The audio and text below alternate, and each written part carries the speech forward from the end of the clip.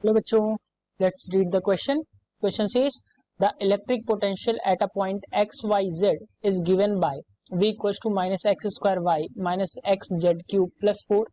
The electric field E at that point is 4 options given. Option A says E vector equals to I cap into 2xy plus z cube plus z cap x square plus k cap 3x z square.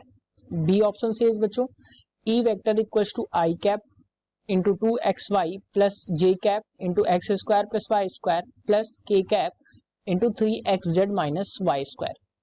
Option C says E vector equals to I cap z cube plus z cap xyz plus k cap z square.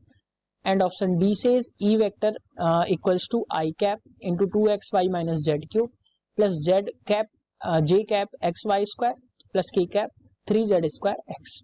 बच्चों यहाँ पे हम इसके solution की बात करेंगे. Solution में सबसे पहले हम देखेंगे बच्चों की कॉन्सेप्ट. जब पॉइंट्स की बात होती है तो अगर हम इलेक्ट्रिक फील्ड की बात करें तो इलेक्ट्रिक फील्ड हमें मिलता है बच्चों सारी ही डायरेक्शंस के लिए. अगर हम देखें तो dv अपॉन x के लिए हम देखें बच्चों ये मिलेगा dx माइनस डायरेक्शन में और ये हमें मिलेगा i कैप. और अगर बच्चों हम बात करें y के लिए तो ये मिलेगा हमें dv upon dy into j cap की डायरेक्शन और minus dv upon dz k cap के डायरेक्शन में. जो हमें इलेक्ट्रिक फील्ड मिलेगी वो कुछ इस तरीके से मिलेगी. अब अगर हम क्वेश्चन में देखें तो v की वैल्यू जो गिवन है बच्चों वो गिवन है X square Y minus X Z cube plus 4 minus X square Y minus X Z cube plus 4. अब बच्चों अगर हम पहले इसका dv बाई dx निकालें तो dv बाई dx हमें जो मिलेगा वो मिल जाएगा. बच्चों देखिए अगर हम इस पूरे टर्म का डिफरेंशिएशन करेंगे तो ये हमें मिल जाएगा बच्चों माइनस का 2xy और इस पूरे का अगर हम करेंगे तो माइनस जेड क्यूब और बच्चों ये टर्म जो है वो जीरो हो जाएगा. dv अपॉन dx की वैल्यू हमें कुछ इस तरीके से मिल जाएगी. dv अपॉन dy के लिए अगर हम बच्चों देखें dv अपॉन dy के लिए अगर हम देखें तो ये हमें मिलेगा dv अपॉन dy के लिए अगर हम देखें तो ये हमें मिल जाएगा बच्चों. अगेन इसको हम y के रिस्पेक्ट में करेंगे तो ये हमें मिलेगा एक्स स्क्वायर. यहाँ पे y नहीं है तो बच्चों ये जीरो हो जाएगा और ये कांस्टेंट टर्म भी जीरो हो जाएगा. dv अपॉन dy कुछ इस तरीके से मिल रहा है.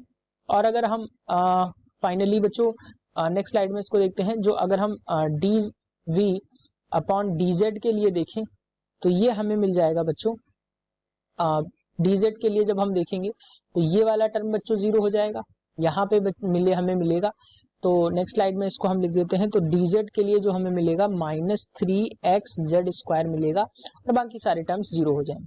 तो अब अगर हम इलेक्ट्रिक फील्ड के लिए देखें E वेक्टर हमें मिलेगा बच्चों यहाँ से हम देखेंगे माइनस जो है वो सभी में है तो माइनस कॉमन हो जाएगा पॉजिटिव हो जाएगा तो ये हमें मिलेगा 2xy plus z cube into the direction of I cap हम लिख देते हैं plus x square Z J cap plus 3xz square के कैप. क्योंकि ये सारे निगेटिव में थे और वैल्यूज ऑलरेडी निगेटिव में आई थी तो जो हमें आंसर मिलेगा बच्चों वो हमें ये मिल जाएगा. अब अगर हम ऑप्शंस की बात करते हैं तो ऑप्शंस की अगर हम बात करें तो 2xy plus z cube into i cap मिल रहा है तो 2xy plus z cube into i cap मिल रहा है plus j cap x square plus k cap into 3xz square के बराबर. तो हमें ऑप्शन ए जो मिल रहा है वो करेक्ट आंसर है.